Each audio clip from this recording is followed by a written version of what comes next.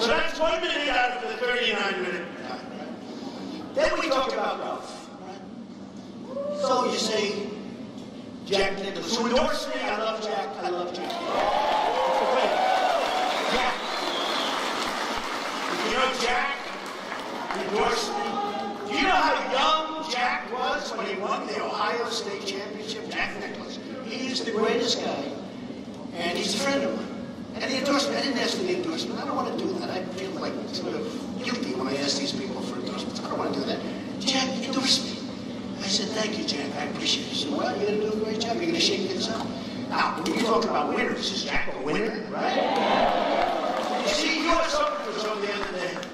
I think Jack Nicklaus was in the top 10, like, I think it was 18 times. He was in the top, I've never seen anything like it. His record's unbelievable. He won it 4 times. Top 10, 18 times. This guy is a winner, right? So when I get endorsements from Jack Nicklaus, Bobby Knight,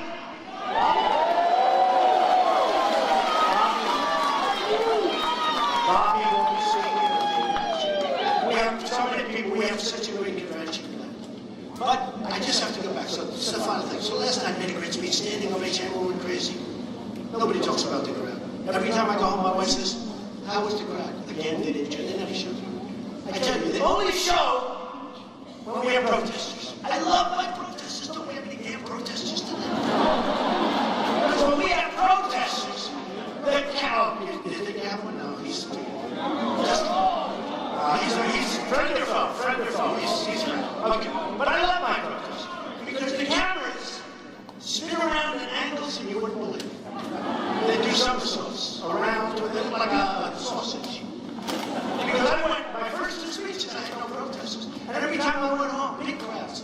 And every time I went home, I said, did you see the size of the crowd? No, I didn't. Now, you can hear the size. Like last night, you heard the size, right?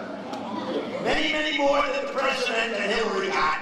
But, so people would say, I hear it. You know, they hear that bird, that sort of humming, sort of, that's not like from 12 people. But we have this incredible, so what happens is, last night, we had a great evening in North Carolina. We're going to win North Carolina. We're doing great. We're going to win Ohio. We're doing great. Yeah. By the way, the section I just left last week, wonderful congressman and his wife, they said to him, I won't use that. I don't want to embarrass anybody, but I said, did you endorse me? He said, even if I don't like you, I would endorse you. You know why, Mr. Trump? You have a 29-point lead in this section of Ohio. 29 points. I said, you're right. You have to endorse. We didn't take care of our miners. We didn't take care of our steel workers. Hillary's not. She's going to put you out of business because if she ever won, she would sign TPP, which will make NAFTA, which was signed by her husband, which the worst, in my opinion, the worst trade deal in the history of this country, and it's not even close, signed by Bill Clinton. And he didn't suffer from it. It was everybody that followed him that suffered from it. Where your jobs are moving, I look at your jobs where they're moving down to Mexico, right? They're moving to Mexico, one after another. They're moving to Mexico. China's coming and dumping the steel, making it impossible for your steel plants. They're devaluing their currencies. We do nothing about it. Folks, I'm going to do so much about it. It's going to be so much. It's going to be so much. So last time, and then I wake up and I hear, number one, I love Saddam Hussein. I hate Saddam Hussein. But I love Saddam Hussein according to the press because they're dishonest as hell. They're Hussein. And number two, and they said it very, very strongly. They said, you should have spoken about Hillary Clinton longer. And I wrote out like 4 pages that I wrote out. And I read it, point by point by point. And after a long time, I don't know, many, many minutes, you know, I got thousands of people. And this real stupid guy, Chuck Dunn. I won't use his name. I refuse to use his name. I refuse to call him Sleepy Eyes. I'm not going to call him Sleepy Eyes. But he's talking about, he had an opportunity to hit Hillary Clinton. Did you see what I did to her last night? I just went, am I correct? And he got to a point, I was hitting her so hard. The problem is I'm not professional.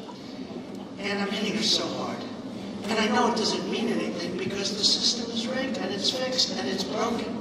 So I'm doing it, and I'm doing it because I feel I have to do it. And it's sort of boring to do it, to be honest with you. So I didn't want to, and I wanted to get onto the military and defense. I wanted to get onto these other subjects. I wanted to get onto terror. Okay, because we are going to experience things that you won't even believe, folks. Watch predictions. Lots of predictions, right? And I wanted to get onto terror. And one of the reasons the women are liking me a lot lately is because... Thank you. Thank you. Thank you. Because they feel I'm going to keep our country safe.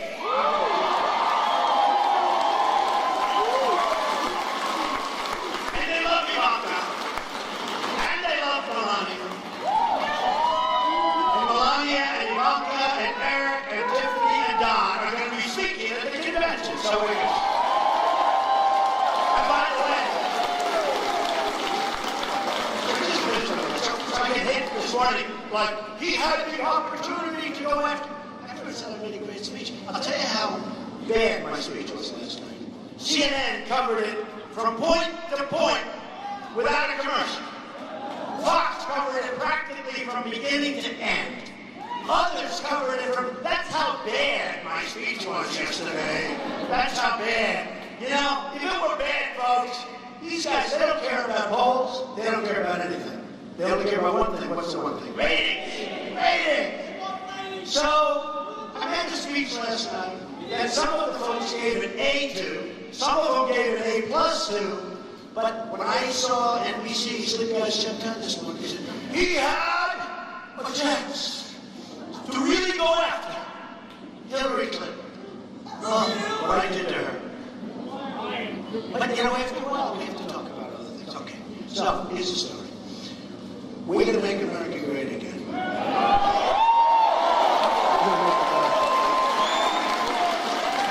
We're going to take our country back. For everybody, not for us. Not for this room. Not for this room, not for the overflow room. Not for the people outside. We're going to take our country back for everyone. We're going to take it back for African American youth who have a 59% unemployment. We're going to take it back for African American youth who have a 59% unemployment rate and have no chance. They have no chance in our society. You know who I just spoke to? Big Don King. Big Don King. I just spoke to him 10 minutes ago. I said, Don, I'd love you to speak at the convention. Because you know what? You beat the system. And he's a friend of mine. Big Don, greatest boxing promoter of all time. In fact, somebody said that Mike Tyson endorsed me, as you know. And Don King endorsed me. You know what Don King did? He owns a newspaper. He endorsed Donald Trump for president, Bernie Sanders for vice president. I mean, like, I put the ad in the Just like, he wants Bernie Sanders for vice president. Big Don King. So,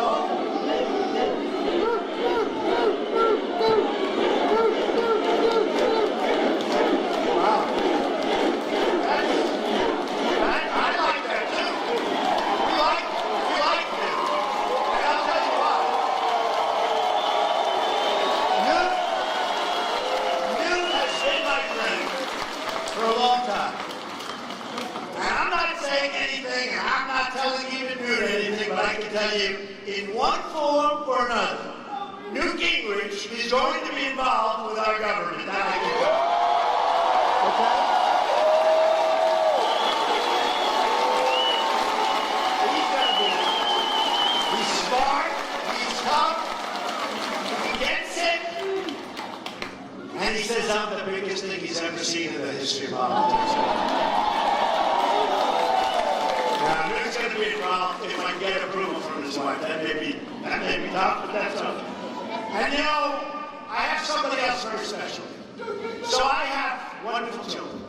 And, you know, I'm lucky. They were smart. They were born smart. Okay? They were smart.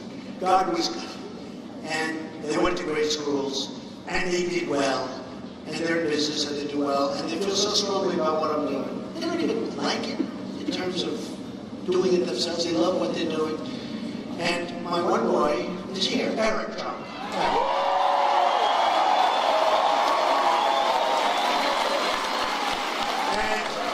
I'm very proud of Eric. He's done a great job with the real estate business. Now I throw him into this political business. I don't know. He's doing a damn good job, but he loves the real estate.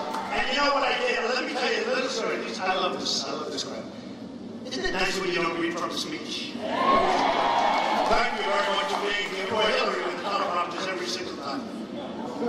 And whether you go north and south or east and west, Donald Trump is a bad person. Donald Trump made a lot of money in Atlantic City, but he hurt the little people. She wasn't the little people. He hurt the little people. He made a lot of money. And government, what they did, I'll tell you. Did you see that sham? I left 7 years ago. But she goes to this, and then after a little while, if you ever notice after about 12 minutes, people start leaving? We can't do that. The nice part is, let me tell you. So I go to Scotland, and I know I'm going to get killed when I go to Scotland because the press is so dismissed.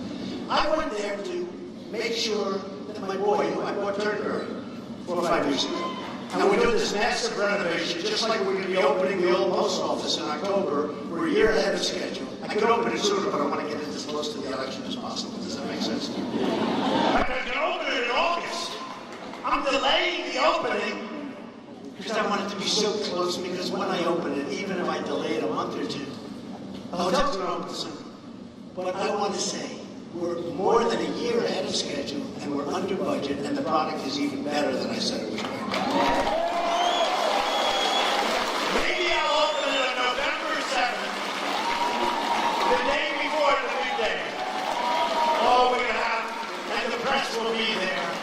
They'll be there by the hundreds, but they won't say we're under budget. They won't say we're ahead of schedule. But that's okay. People know. But what happened is, we have children. And I want to support my children. I think I've been a good father. And I want to support them. So I put Eric Trump, like individual things. Ivanka's been great, Don's been great. Tiffany's just starting now. She just is graduating from college. Barron has great potential, but he's 10. He's got great potential. But I put my children, as they grow a little bit older, in charge of different children. And I put Eric in charge of the Great Turnberry Resort in Scotland, where they home of the British Open, which now they call the Open Championship. And Eric spent the last year going back and forth. He'd spend 2 days over there, then come back, and go back and fight with contractors, and he got great contractors, and they did an unbelievable job. I've been hearing about it. So I said, you know, if I go over there, these dishonest, horrible human beings are going to say, Trump went over to play golf, Trump in the middle of a campaign. I can't do that, but I have to support my children, right? Do you agree? So I said, you know what, I want to fly over, and I want to fly back. And I want to support my son. So what happened, just to show you how dishonest Hillary Clinton is, and the press. So I go out, we have the bagpipes, we have everything, we have a ribbon cutting on the 9th tee, and the beautiful 9th tee overlooking the ocean, and the beautiful lighthouse. It's one of the greatest courses anywhere in the world. We rebuilt the course, we rebuilt everything, we rebuilt the hotel, it's great. And that was the day that Europe had the big turn where UK left, right? They left. And I said, I'm ready, but I have a pulse, right? That's what we need. We need somebody with touch. We have horrible people that have no touch, no brain, no nothing. So you had Obama say, you know what happens? They're going to go to the back of the line. I would say that was. I think Obama might have been the reason that they broke away. He doesn't help them. He actually said that the UK is going to the back of the line. Not a nice statement. Not a nice. Can you imagine if I said that? The back of the line? Oh, would I be killed for that statement? So he said they go to the back of the line. Okay. Bottom line is, I said, they asked me a lot of times.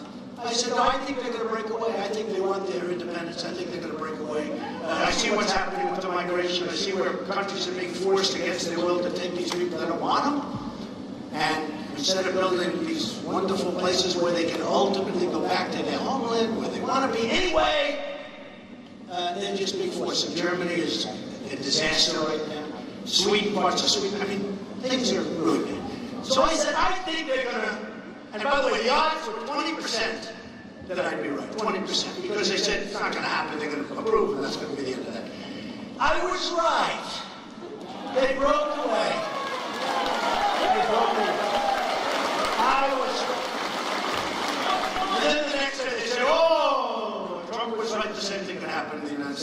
you were going to be right the second time, folks. Because we're tired of incompetent people.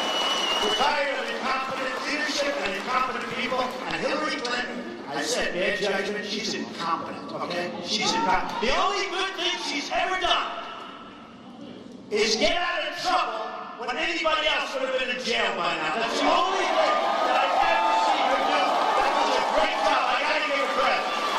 I gotta give her credit. I gotta give Bill Clinton credit for going to that plane and saying for 39 minutes he talked about his grandchildren and he talked about golf. There's no way you can do that. I told you, 2 minutes for the grandchildren, 2 minutes for golf. We got 35 or 36 minutes left. What are we going to do? Let's talk about Hillary. And Hillary then talks about, I think I'd reappoint the Attorney General. And you're waiting for a decision by the Attorney General. And you're saying you're going to give her a job. You're not allowed to do that. That's bribery, folks. And then the Attorney General comes out, as you said, but the Attorney General comes out. And then the Attorney General says, no charges. That's bribery. Wouldn't you say that's bribery? Yes, it was. She said she's going to reappoint the Attorney General, and the Attorney General is waiting to make a determination as to whether or not she's guilty.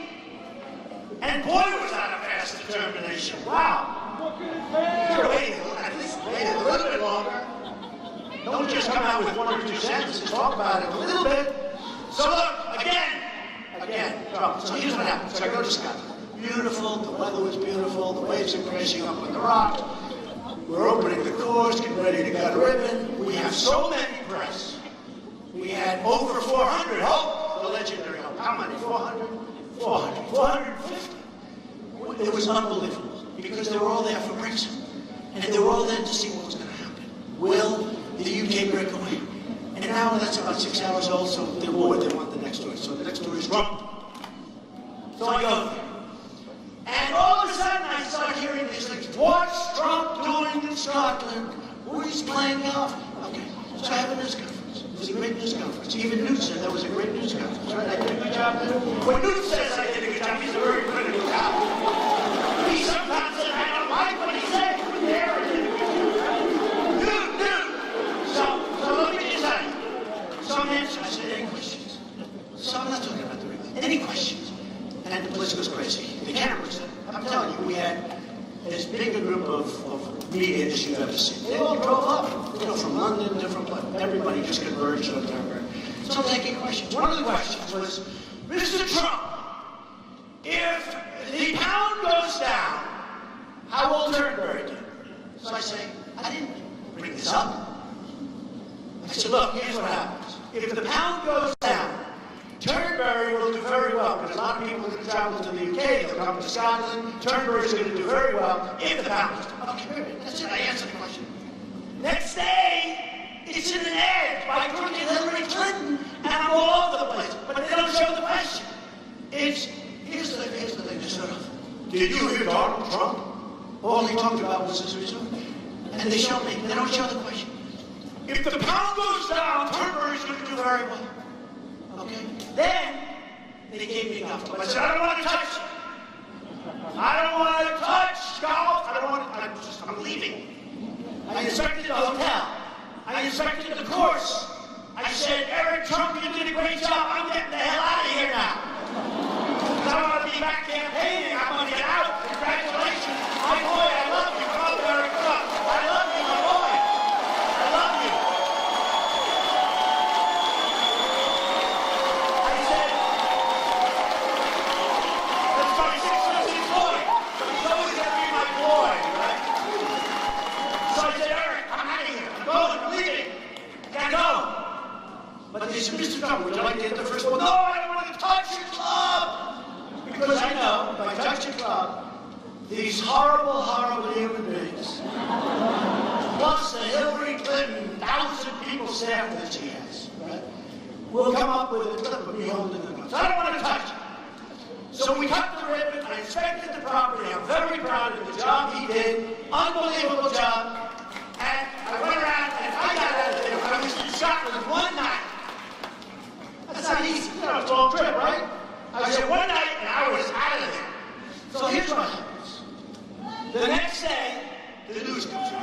Donald Trump, who went to Scotland in the middle of the campaign to play golf.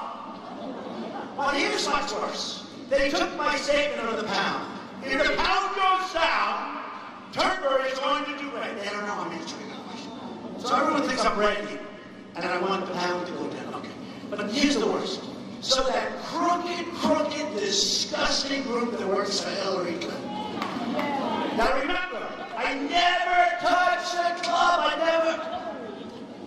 They showed me hitting the ball. Donald Trump playing golf in Scotland during the, troubles and everything else of the world.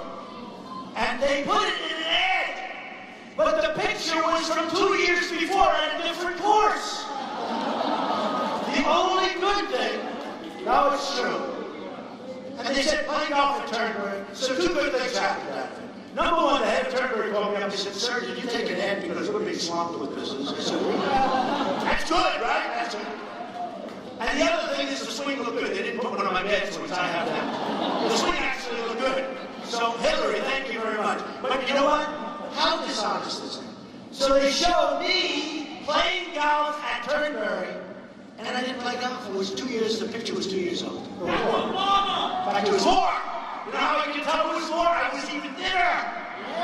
I said, man, I like that. Actually, I never wanted to go out because I love the swing and I look thin. Well, relatively thin. Okay. But I just want to say, this young guy, my daughter, my other son, Don, my wife who puts up with a lot with all of that we're going on. I mean, this is big stuff.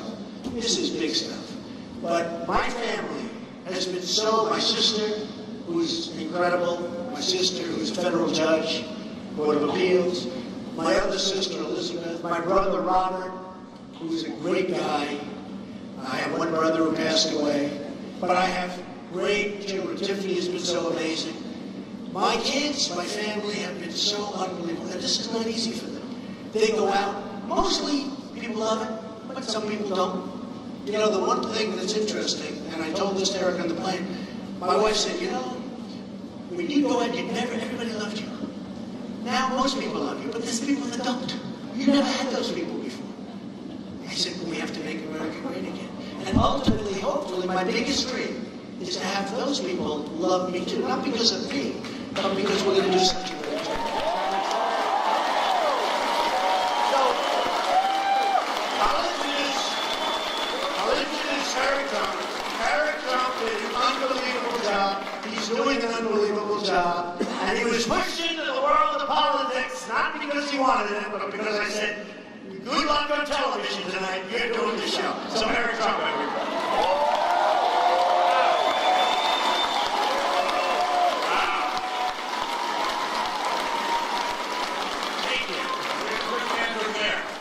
My father is just the greatest, and I truly say this from the bottom of my heart, I love him to death. As a family, we love him, and thank you. As a family, we're so proud of him. He is going to win this, we are going to win this, he is going to make America great again. We are going to beat crooked Hillary Clinton, there's no question about it. We're going to bring this country back, so thank you guys so much for all the support from our entire family. Thank you, we love you all.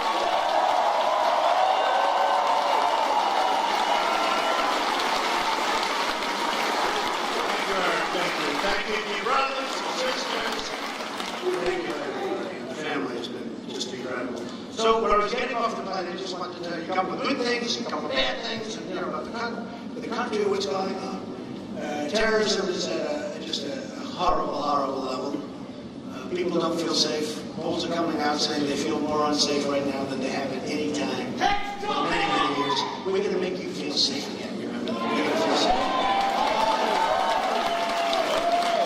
I'm very, very proud of the fact that when we ran, that in the history of the Republican Party, you got the most votes ever by a lot, almost 14 million votes, more than anybody that's ever run. And I'm very proud of that.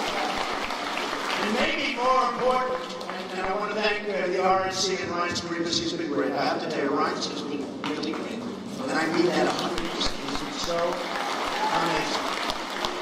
And he works hard. He'll fly if there's an president in California. He will fly on that plane and he'll be there saying, weren't you just in Washington? Yes, I flew to be at the event. I mean, the guy is really terrific. But it was just announced that the Republicans, in terms of the primary voters, final count, 62% up from 4 years ago.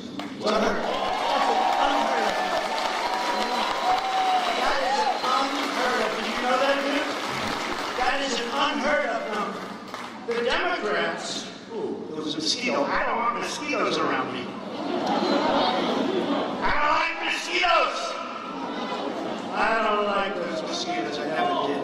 Okay, speaking of mosquitoes. Hello, Hillary. How are you doing?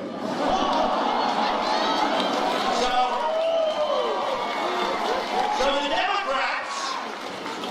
the Democrats were down with all the Bernie Sanders stuff and everything here and this. By the way, our crowds are so much bigger than it's not even close. But with all of the things you hear, the Democrats are down 21%. From Bernie. There's no real enthusiasm. They had enthusiasm for Bernie. But Bernie was outflanked by the establishment. He was really outflanked. Well, he never had a chance. And frankly, I wouldn't have had a chance except we were winning by such large numbers. If we didn't win, I mean, Florida, 21-point victory, won 66 of 67 counties. New York, Pennsylvania, Connecticut. You look at all of these different places, Rhode Island, Maryland, Delaware. We had a group where we won every single county in every single state. In California, I got 78% of the vote, and there were still lots of names on there. And you know, when you have the largest number of votes in the history of the Republican Party, and we had 17 people running, folks. That's a big difference as opposed to 2 or 3 or 4. We had 17 people. So it's impossible to win that number when you have 17 people. We won easily. More than Ronald Reagan, who we love. More than Richard Nixon. More than the Bushes. More than Dwight D. Eisenhower, who did have a lot to do with the Second World War victory, in all fairness, right? So we had a great thing. So that was a great thing. The bad part is this. In coming off the plane, I heard that our trade numbers are a disaster. A disaster. Getting worse than ever before. We're losing so much money. We have trade deficits that are so massive. Not only with China, not only with Mexico, which is massive. I take my hats off to the leadership of Mexico for the job they've done on us. They treat us like we're babies. They treat us at the border and with trade. You ever see the companies that are moving to Mexico? I think I won Indiana largely because Carrier Air Conditioning Company. I love Indiana. Well, I also won because of the great Bobby Knight, right? Bobby Knight. I told you that story, but Bobby called up. He said, "Sir, you gotta run for president." It was a year before I did it. You gotta run for president. I said, "This is Bobby Knight?" I didn't know. And then when I got to Indiana, somebody said, "You think you can ever get Bobby Knight?" I said, "I think so." And I pulled up his stack and I had his paper and I had his number. And he picks up the phone and he goes, "I've been waiting for you to call." He's a cool dude. He won 900 games. He won 3 championships for Indiana. He won the Olympics. He won the Pan Am Games. He had the last undefeated season in college basketball. He's a winner. Jack Nicklaus, total winner. And Jack, you know, in Ohio, I mean, to me, having his endorsement is so great. But Jack, Bobby, we have so many unbelievable champs endorsing. So many unbelievable champs. So here's the story, folks. We're going to turn it around. We're going to bring our jobs back to this country. And we're going to bring them back legally. We're not going to let companies leave our country without there being consequences. As an example, when Carrier left and they left 1,400 people, those 1,400 people, many of them followed me all over Indiana. They loved Trump because I'm the only one that spoke their language. They were fired like dogs. They were fired by a mid-level non-Eastern guy. They had jobs, some of them for 30 years. They were fired viciously, like you never saw anything like it.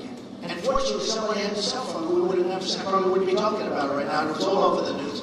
And it made a big impact. And I've been talking about it long before I went to Indiana. These other guys just started talking about it when they arrived to try and win, because that was going to be the firewall. Remember the firewall? Trump is going to win New York. But Trump is going to win also Pennsylvania and these other states. Connecticut, we're doing great in Connecticut too, by the way.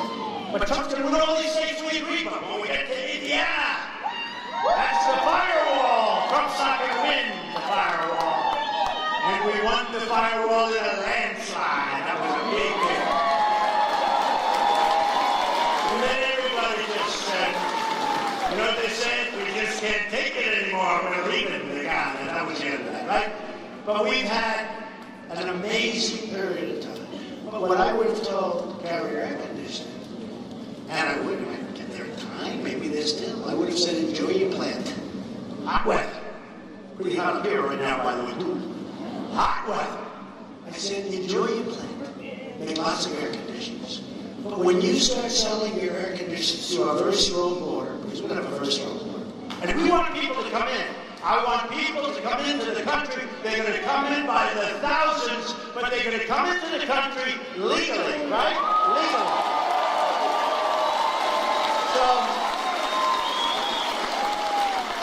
So I'm going to say, meaning myself or my wife, I always stick with this. I say to my wife, but I want to call Carrier. If she'll say, you're the president of the United States, you're not supposed to be calling an air conditioning company. But it's so much fun, and I'm so good at this stuff. So I'll get somebody else. I'll get Carl Icahn to call. That would be pretty good. I have so many people endorsing us.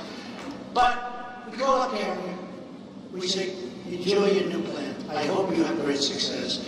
But every single time you make a beautiful air conditioner and you want to sell it to the United States, there's going to be a 35% tax on that air conditioner. Now, a lot of conservatives, these characters that have been fighting me, never Trump, oh, never Trump. These are people, he's a guy, you talk about a great conservative, but he gets it. Some of these people don't get it. Never Trump. By the way, never Trump is disappearing rapidly. You heard about the 51 million? Anybody?